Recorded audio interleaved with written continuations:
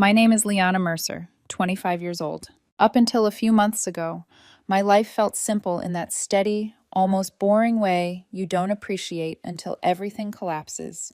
I taught second grade at an elementary school in Minneapolis, and I lived with my parents in the same suburban house where I grew up, the same quiet street, the same cracked driveway, even the same bedroom with the faded purple walls I painted at 14 when I thought lavender would magically turn me into someone confident and artistic. For a while, moving back home after college felt practical.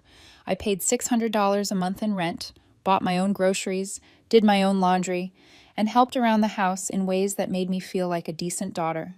Cleaning, organizing, helping my mom prep for her biannual garage sales. The plan was clean and straightforward. Stay a couple of years, save money, then move out. Nothing complicated, nothing emotionally fraught.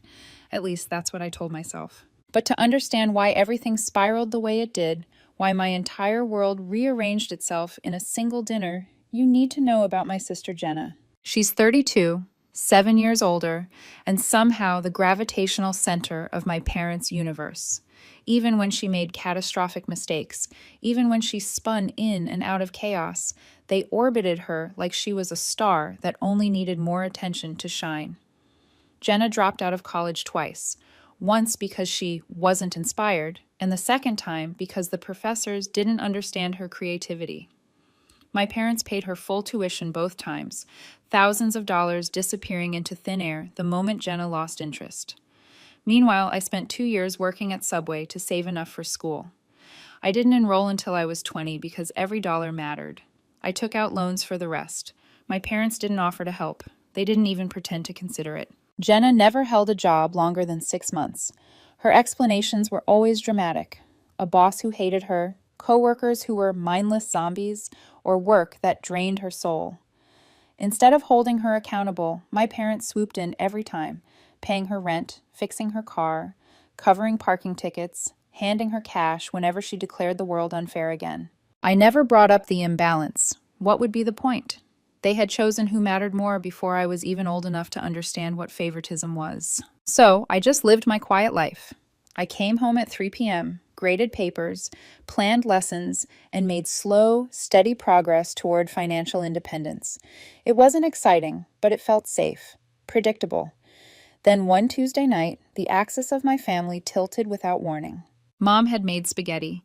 We were sitting around the table like we always did, me twirling noodles, Dad complaining about traffic, Mom fussing with napkins, when Jenna walked in with a smile that didn't match her usual moodiness. She grabbed a plate, plopped down, and announced, "I have news." She didn't wait for permission. She never did. "I'm pregnant." Silence hit the room like a dropped glass. My fork froze in midair. Jenna had been dating some guy for barely 2 months, and I hadn't seen her keep a stable job in years. I braced myself for my parents' concern, maybe even panic. Instead, my mother's entire face lit up like Christmas morning.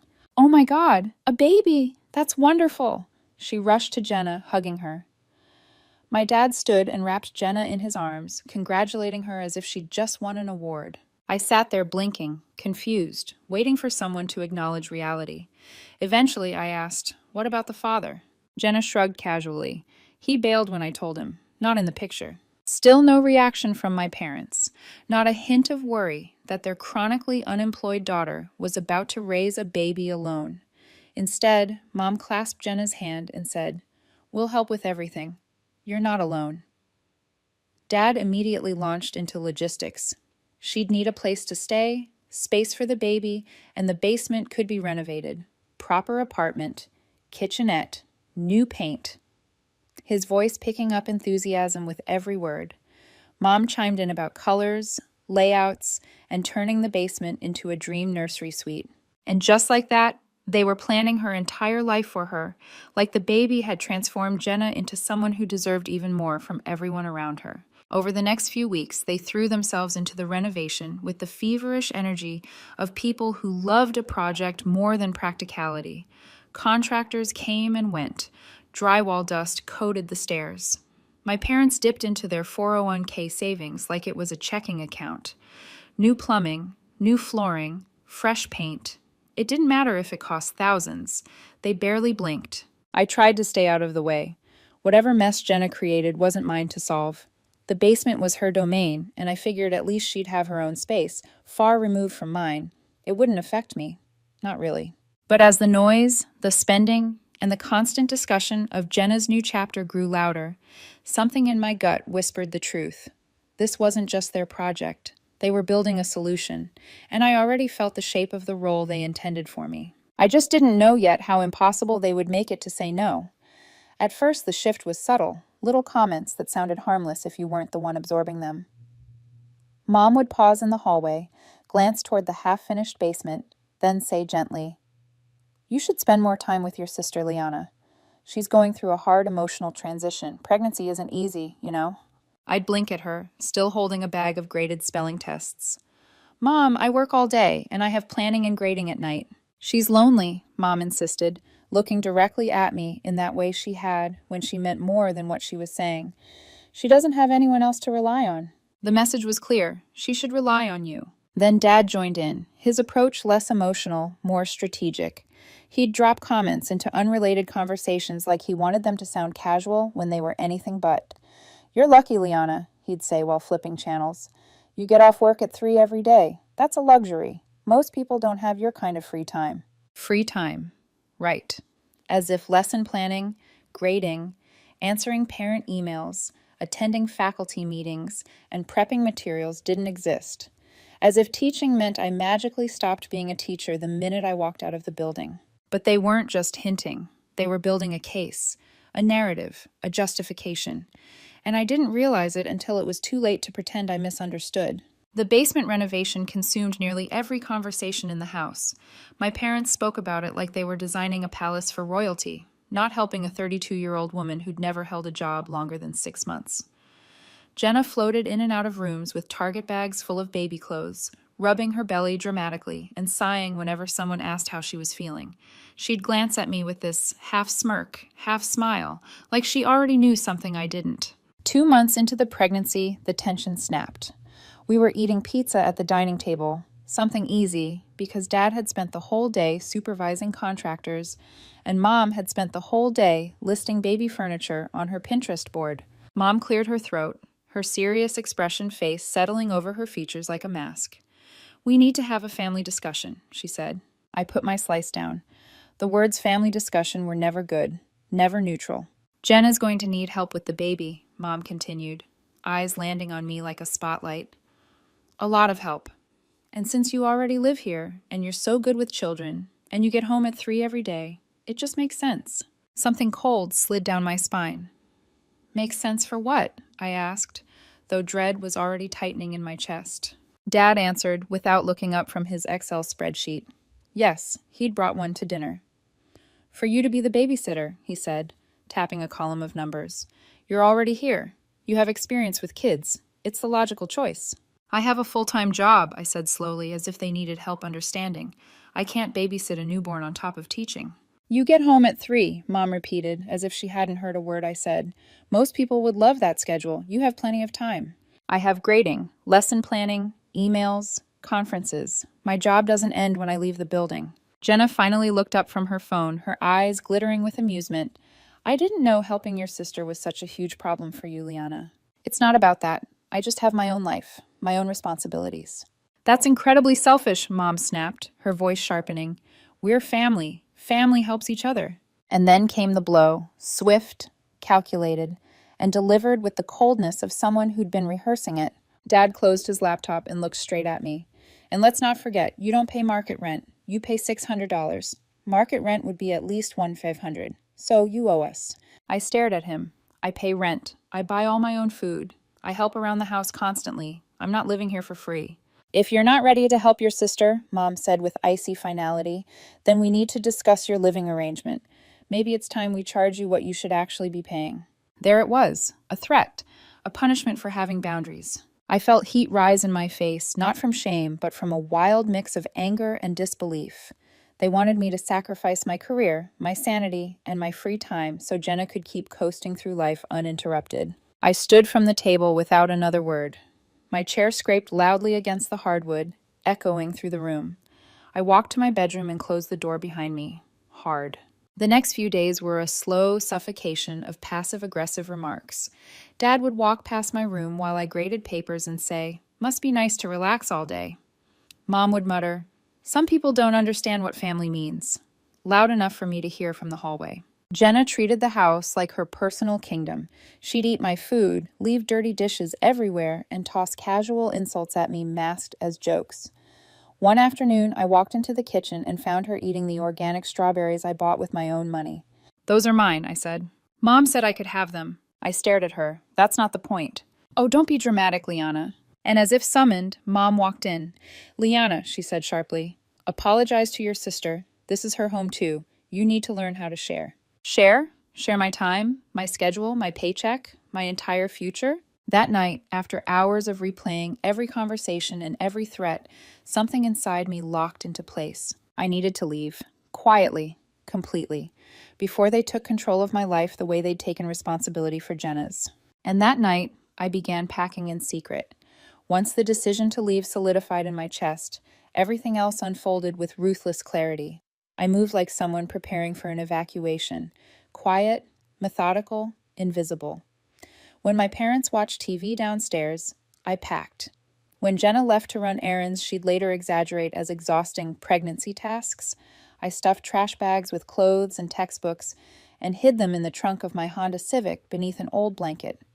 Every night I snapped photos of my belongings, the TV I bought with my tutoring money, my MacBook with the serial number taped underneath, the thrifted dresser I refinished myself. Evidence, proof, insurance. I'd lived under my parents' roof long enough to know they played dirty when cornered. My secret plan was simple. Wait until moving day, slip out early, load everything into the car with Madison's help, and leave a letter explaining my departure. Clean, calm, low drama. The dream version of reality. But reality rarely cooperates. I ruined everything with one stupid mistake. After proofing my goodbye letter, a carefully written explanation of boundaries, rent manipulation, and needing to protect my well-being, I left my laptop open on my desk. For once, I didn't close the screen. For once, I trusted that privacy still existed in that house. I should have known better. When I got home from school the next afternoon, both my parents were waiting in the living room, like prosecutors. My printed letter sat in Dad's hand, folded crisply as if he'd handled it like evidence in a trial. "What is this?" Dad demanded, shaking the paper. "Are you planning to abandon us?" There was no point lying. "I found a place to live," I said calmly, or as calmly as someone can while their heartbeat climbs into their throat. "I'm moving out at the end of the month." Mom began crying, real tears this time, not the performative ones she used to weaponize. "How could you do this to us, to your sister? She needs you, Liana." "She needs a babysitter," I said. "I'm not volunteering for that job." Dad's face turned an alarming shade of red. "We gave you so much by letting you live here. We helped you get on your feet." "I pay rent," I shot back. "I buy my own groceries. I've been financially independent since I was 20. I'm not your backup plan for Jenna." The silence that followed was like a slap, sharp, loud, echoing. For the next few days, the house curdled with resentment. My parents barely spoke to me, except to drop comments about betrayal and selfishness. Jenna behaved like a smug queen surveying land she'd inherited. She unpacked baby furniture in the hallway, lounged in the living room eating from takeout containers, and opened packages addressed to her as if ruling from on high. She never acknowledged she'd caused the situation. She didn't have to. Mom and Dad worshipped her chaos. Then came the day I had to move. I woke early. Madison parked quietly outside. We loaded bags and boxes as quickly as possible. But fate, or maybe the universe's twisted sense of timing, stepped in. Dad appeared at the top of the stairs wearing sweatpants and an expression like someone had just swung a bat at his ego. "What the hell is going on?" he shouted. I froze mid-step, a box of books in my arms. "I'm moving out," I said. "We talked about this." "No," he barked, storming down the stairs. "You're abandoning your family. After everything we've done, you're just leaving?" Mom rushed to the doorway in her bathrobe, tears already streaking her face. "What about Jenna? What about the baby?" And then Jenna emerged from the basement, rubbing her eyes dramatically, even though it was noon. Her hair was a mess, but she was smiling. Actually smiling. "Don't worry, Mom," she said sweetly, stepping closer. "If Liana wants to be selfish, let her go.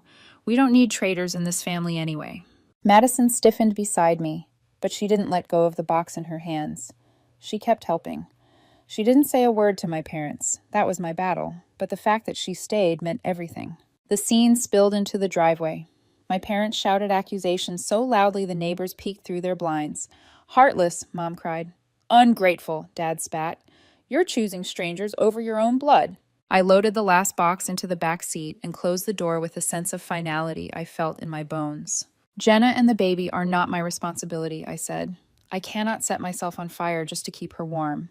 And then I drove away without looking back. Madison's apartment felt like stepping into a different universe. Quiet, warm, welcoming.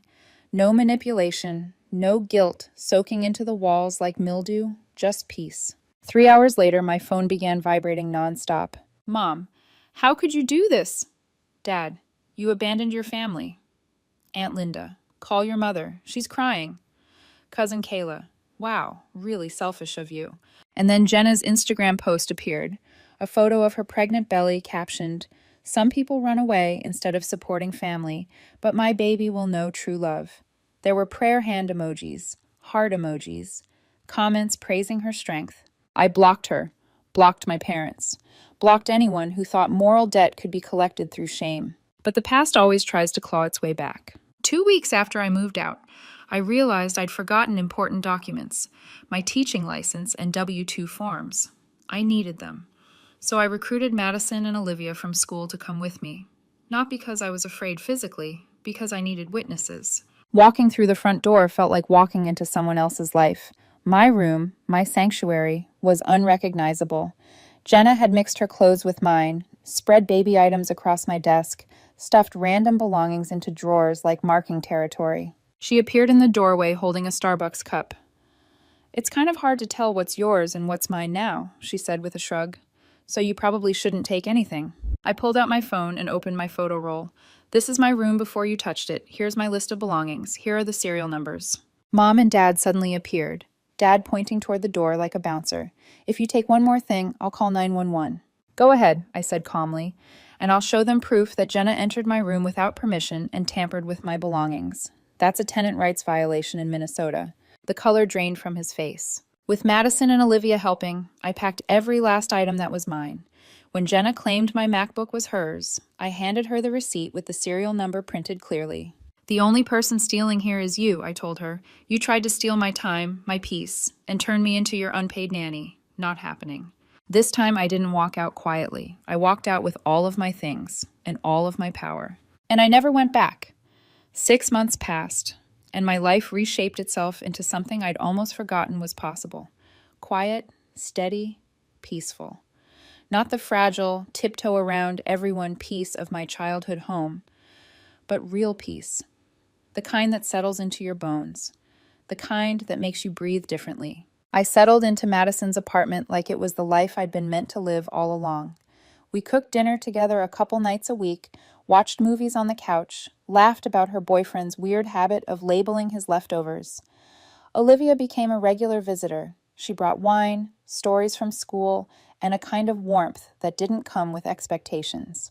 For the first time in years, I didn't feel like someone was draining the life out of me the moment I walked through the door. Work became lighter too. I still taught second grade, still stayed late some nights to help struggling students or decorate bulletin boards, but it all felt manageable, mine. My principal nominated me for a Teaching Excellence Award. I didn't win, but hearing my name announced at a staff meeting made me smile in a way I hadn't in a long time. I was even saving money, real savings, not the maybe I can afford gas and groceries this week kind. Without my parents threatening to raise my rent as punishment for not mothering their grandchild, without Jenna raiding my groceries, without constant emotional exhaustion eroding my energy, everything felt lighter, doable, hopeful. I started thinking about getting my own place in a year or two, a small condo, something with sunlight and hardwood floors, and a balcony for morning coffee. Then one of my second graders drew me a picture, me standing at the front of the classroom, smiling huge, next to the words, "Best Teacher Ever," in purple crayon. I stuck it on my fridge. You don't realize how much validation you're starved for until a 7-year-old hands you a drawing and it fills a hole your family never bothered to look at. During these 6 months, I didn't hear from Jenna directly, not once, but the grapevine is powerful. Through Aunt Linda, one of the few relatives who didn't immediately condemn me, I learned that the baby had arrived. A girl. Healthy. Beautiful, apparently. Jenna had named her Everly. I didn't feel anything when I heard it. Not joy, not sadness, not guilt. Just distance, like hearing news about someone I used to know in high school. According to Aunt Linda, things at my parents' house were unraveling exactly the way I knew they would. Jenna hadn't found a job. She said she was too overwhelmed and emotionally drained. From what Linda heard, she spent her time on TikTok and Instagram, posting about motherhood as if she were the poster child for resilience. Meanwhile, my parents were doing everything: night feedings, diaper changes, bottle washing, rocking Everly to sleep. They were exhausted. They looked 10 years older, Aunt Linda said. The basement renovation had never been completed. They drained their retirement fund for it, only to end up stuck with a half-finished space and a daughter who treated it like a free studio apartment. They're struggling, Aunt Linda told me gently, but that's not your fault. They made their own decisions. How's Jenna? I asked. Not because I cared, but because I needed to hear the truth spoken aloud. Same as always, she said. Posting photos, letting your parents do all the work. I nodded. Expected. Predictable. Almost boring in its inevitability. Aunt Linda also told me my parents kept asking about me, at first angrily, accusing me of betrayal, then with attempts at emotional manipulation. Photos of Everly. Long messages about how every child needs an aunt. Please to come home and talk things through. I told them what I've always told them, Aunt Linda said. If they want a relationship with you, they need to apologize, and mean it. Have they? I asked, though I already knew. No, your father says they've done nothing wrong, that you're the one who abandoned them. There it was, the truth sitting exactly where I'd left it. My parents would never admit they were wrong. They'd never acknowledge the years of favoritism, the emotional manipulation, the rent threats, or the expectation that my life existed to support Jenna's. That night, after Linda hung up, I sat on the couch thinking about everything that had happened. The silent resentment, the buildup of demands, the moment my parents tried to control my adulthood by raising my rent, the screaming on the driveway the day I left. Some people might say I overreacted. That family helps family, that I should have just stepped up. But those people never lived my life. They never saw their sister get everything handed to her while they clawed their way through school. They never had their parents reduce their autonomy to a financial transaction, babysit, or pay more rent. I stood up for myself. I don't regret it. I don't feel guilty. Because here's the truth. I learned the hard way. Love doesn't require self-erasure. Family doesn't mean servitude. And boundaries are not betrayal. My phone buzzed. A text from Madison. Thai food tonight? My treat. You've had a long week. I smiled. Really smiled. The kind that warms your chest instead of tightening it. This was my life now. A life I chose. A life without manipulation or guilt.